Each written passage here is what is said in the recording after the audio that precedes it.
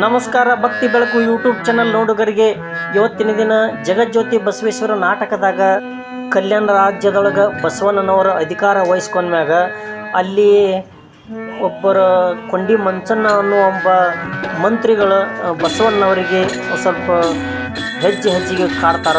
ಆ ನಂತರ ಬಸವಣ್ಣನವರು ಅದನ್ನು ಮೀರಿ ನಿಂತು ಈ ಒಂದು ಸಮಾಜ ಸುಧಾರಣೆ ಕಾರ್ಯದಾಗ ತೊಡಗಿ ಮೇಲು ಕೀಳೆಂಬ ಭಾವನೆಯನ್ನು ಸಮಾನ ಮನಸ್ಥಿತಿಗೆ ತಂದು ಈ ಸಮಾಜವನ್ನು ಸುಧಾರಣೆ ಮಾಡಿದಂಥ ಕೆಲವು ದೃಶ್ಯಗಳನ್ನು ನೋಡೋಣ ಬರ್ರಿ.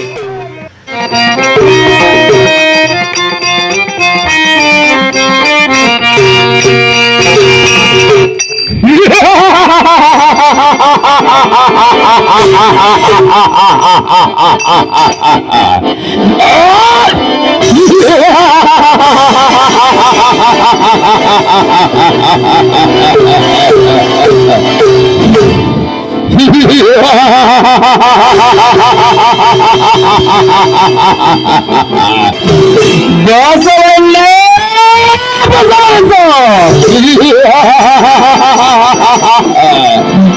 ಬಸವ ಬಂದ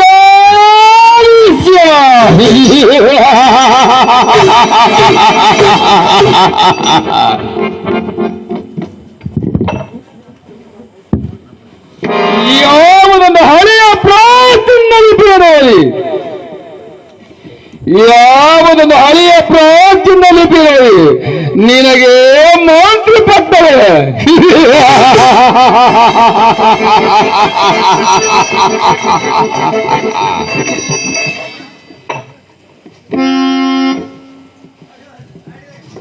ಬಸವಣ್ಣ ಬಸವಣ್ಣ ಒಪ್ಪಿಸಿದೆ.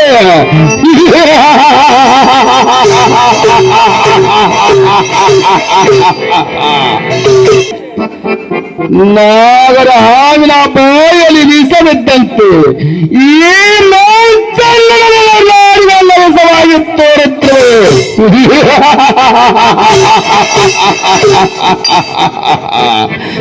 ಬಸವಣ್ಣ ನನ್ನ ಅನಂತ ಪವಾಡಗಳು ನಾನು ನೋಡುವರು.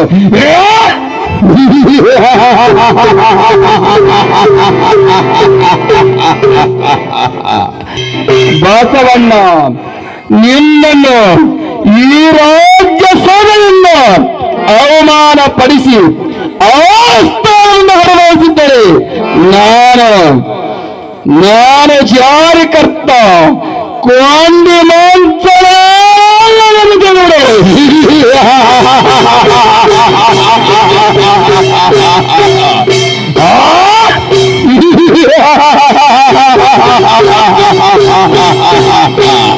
ಬಸವಣ್ಣ ನಿನಗೆ ಒಂದು ತುತ್ತು ಅನ್ನಕ್ಕೆ ಘಟಿಲ್ಲ ಅಂತ ಮಾಡುತ್ತಿದ್ದರೆ ನಾನು ಕೊಂಡಿ ಮಂಚನ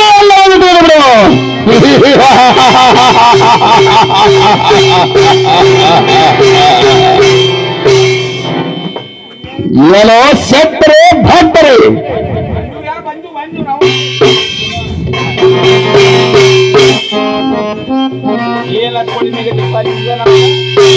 ಶೆಟ್ಟರೆ ಭಟ್ಟರೆ ಅಂದು ರಾಜ್ಯಸಭೆಯ ಅವಮಾನ ಸೇರಿದರು ಏನಿಗಳು ತೀರಿಸಿಕೊಳ್ಳಬೇಕಾಗಿದೆ. ನೋಡು ಈ ಊರಲ್ಲಿ ಯಾರಾದರೂ ಕಳುವು ಮಾಡಿದರೆ ಹೌದು ಆ ಬಸವಣ್ಣನ ಮನೆಯು ಸರ್ವನಾಶ ಮಾಡಿಕೊಂಡು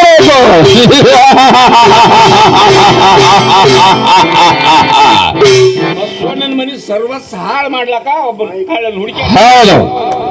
ಮತ್ತೆ ಏನು ಅಲ್ಲವೇ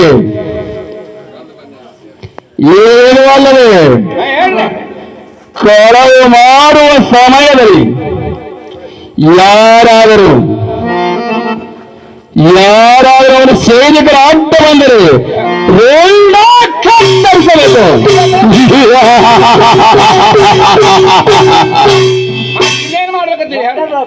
ಒಮ್ಮೆ ಎಲ್ಲ ಮುಗಿಸ್ಬಿಡು.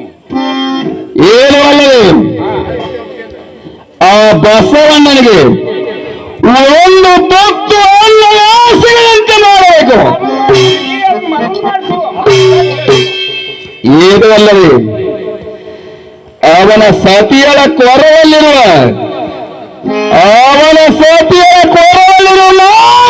ಸತಿ ಕಿತ್ತು ಮಾಡಬೇಕು. ಏನಂದ್ರಿ? ಅವನ ಹೆಂಡತಿ ಕೊರಳಿನ ಮಂಗಲ ಸೂತ್ರ ಕೇಳುದು. ಹೌದು. ಅಲ್ಲ 1000 ಸುಳ್ಳು ಹೇಳಿ ಒಂದು ಮದುವೆ ಮಾಡಂತಾರ. ಹೌದಲ್ಲ? ಈ ಕಟ್ಟು ಕಡಿಸಿ ಮಗ ಏನ್ ನೋಡ್ರಿ, ಎಚ್ಚರ ತಪ್ಪಿ ಮಾತನಾಡಬೇಡ. ಹೇಳಿಷ್ಟು ಕೆಲಸ ಮಾಡಿದ್ರೆ ಒಳ್ಳೆಯಾಯಿತು, ಇಲ್ಲದಿದ್ದರೆ ನಿಮ್ಮ ರುಂಡ ಎಚ್ಚರ. ಅದ ಮಂಗಲಸೂತ್ರ ತಿಳಿಸೋದು ಅದನ್ನ ಮಾಡ್ತೀವಿ. ಅಲ್ಲಿ ನಾವು ಮಾಡಿದಂತ ಮಂದಿ ಮನ್ಯಾಗ ತಿಂದುಡು ಬೆಳೆದಾನಲ್ಲ ಅವನ್ಯಾರು? ನಿಂಗೇನಿ ಬ್ಯಾಡ್ರೆ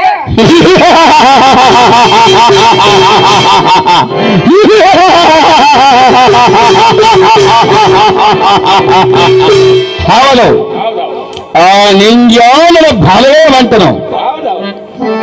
ಆ ನಿಂಗನ ಕೈಯಲ್ಲಿ ಸಿಕ್ಕರೆ ಬಸವಣ್ಣನ ರುಂಡ ಚಂಡಾಡಿ ಹೋಗೋದು. ನೋಡು ಸತ್ತರೆ ಬರ್ತಾರೆ. ಆ ನಿಂಗನಿಗೆ ಈ ಸುದ್ದಿಯನ್ನು ಸಹಿಸ್ತವಾಗಿ ತಿಳಿಸುವಂತಾಗಲಿ. ಹೌದು, ಅವನಿಗೆ ಹೇಳಿ ಅವನ ಮನೆಯ ಸರ್ವನಾಶ್ಚರ್ಯ ಕಿತ್ತುಕೊಂಡು ಬರಬಹುದು. ಹೌದು, ಈ ಕೆಲಸಗಳು ನೇರವಾಗಿ ಮಾಡುವಂತರಾಗಲಿ. ಹಾ, ಬೇರೆ ಹೇಳುವಂತರಾಗಲಿ. ಬೇರೆ ಹಿಂಗೆ ಮೀಸೆ ಉದ್ದೇಶವಂತರಾಗಲಿ.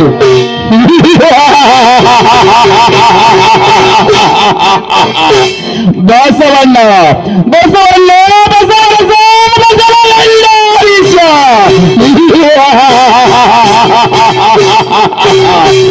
ಈ ನನ್ನ ಮಾಯಾಜಾಲದಿಂದ ಅದೆಂತ ಪಾರಾಗಲೆಯೋ ನಾನು ನೋಡೋಣ.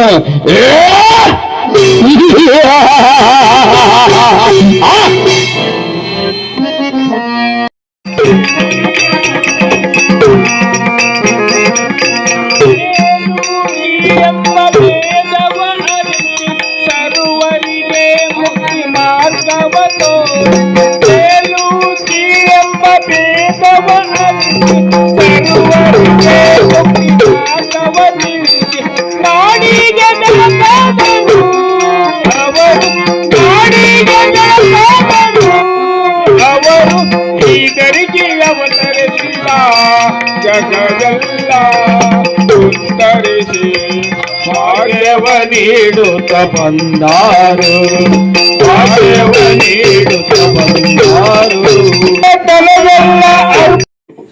ಬಸವರಾಜರು ಕಲ್ಯಾಣದ ಮಂತ್ರಿಗಳಾಗಿ ನಮ್ಮ ಹೊಲೆ ಜಾತಿಯನ್ನು ಉದ್ಧಾರ ಮಾಡಿದ್ದರು. ಊರಲ್ಲಿ ಕೆರೆ ಬಾವಿ ಇದ್ದರು. ನೀರು ನೀರು ಎಂದು ಗೋಳಾಡುತ್ತಿರುವ ನಮಗೆ ನೀರು ಸಿಗುವಂತೆ ಮಾಡಿದ್ದರು. ಎಷ್ಟೋ ದಿನ ನಾವು ನಾಯಿಗಿಂತ ಕೀಳಾಗಿ ಬಾಳಿದ್ದೆವು. ಲೋಕದಲ್ಲಿ ನಾವು ಮುಟ್ಟಿದರೆ ಮೈಲಿಗೆ, ನಮ್ಮ ನೇಳು ಸಾಪಿದ್ದರೆ ಮೈಲಿಗೆ ಎನ್ನುವರು. ಅವರ ಪುಣ್ಯದಿಂದ ನಾವೀಗ ಮನುಷ್ಯರಾದೆವು. ಈಗ ನಮ್ಮನ್ನು ಗುಡಿಯ ಒಳಗೆ ಬಿಡದ ಪೂಜಾರಿಗಳು ನಮ್ಮನ್ನು ಕಂಡಕ್ಷಣವೇ ಗುಡಿಯನ್ನು ಬಿಟ್ಟು ಓಡಿ ಹೋಗುತ್ತಾರೆ. ಬಸವಣ್ಣನವರು ಕಲ್ಯಾಣದಿಂದ ಕೈಲಾಸವೇ ಇಳಿದು ಬಂದ ಹಾಗಿದೆ. ಅವರ ಮನೆಯಲ್ಲಿ ನಿತ್ಯ ದಾಸವು, ಅವರ ಮನೆಗೆ ಬಾಗಿಲವೇ ಇಲ್ಲ. ಅವರನ್ನು ಎಷ್ಟು ಹೊಗಳಿದರೂ ಸಹ ತೀರದು. ಅವರ ಉಪಕಾರ ಎಷ್ಟು ಜನ್ಮದಲ್ಲಿ ತೀರಿಸಿದರೂ ಆಗದು. ನಾನು ಈಗ ಓಣಿಯ ಕಸಗುಡಿಸಿ ಬಸವರಾಜರ ಮನೆ ಅಂಗಳ ಕಸಗುಡಿಸಲಿಕ್ಕೆ ಹೋಗಬೇಕು. ಅವರನ್ನು ಹಾಡಿ ಹರಸುತ್ತಾ ನಾನು ಎಷ್ಟು ಕಸಗುಡಿಸಿದರೂ ನನಗೆ ಬೇಸರವೇ ಆಗುವುದಿಲ್ಲ. ಮುಂದಿನ ಭಾಗದಾಗ ಬಸವಣ್ಣನವರ ಆಡಳಿತದಲ್ಲಿ ಇದ್ದಂಥ ಮಹಾಮಂತ್ರಿಗಳು, ಮೇಲ್ವರ್ಗದ ಮಹಾಮಂತ್ರಿಗಳು ಕೆಲವೊಂದು ಬಸವಣ್ಣನವರ ಆಡಳಿತಕ್ಕೆ ವಿರೋಧ ಮಾಡಿ ಆ ವಿರೋಧ ಇದ್ದ ಜಾಗದಲ್ಲಿ ಅವರು ವಿಜೃಂಭಿಸುವಂಥ ಕೆಲವು ಕಾರ್ಯಗಳನ್ನು ಅಲ್ಲಿ ನಡೆಯುವಂಥ ಕೆಲವು ಘಟನೆಗಳನ್ನು ಮುಂದಿನ ಭಾಗದಲ್ಲಿ ನೋಡೋಣ. ಅಲ್ಲಿವರೆಗೆ ನಮ್ಮ ಯೂಟ್ಯೂಬ್ ಚಾನಲ್ ನೋಡೋ ನಿಮ್ಮೆಲ್ಲರಿಗೂ ಧನ್ಯವಾದಗಳು. ನಮ್ಮ ಚಾನಲ್ನ ಸಬ್ಸ್ಕ್ರೈಬ್ ಮಾಡಿರಿ, ಶೇರ್ ಮಾಡಿರಿ, ಇಷ್ಟ ಆದರೆ ಲೈಕ್ ಮಾಡಿರಿ, ಇಷ್ಟ ಇಲ್ಲ ಡಿಸ್ಲೈಕ್ ಮಾಡಿರಿ. ಧನ್ಯವಾದಗಳು.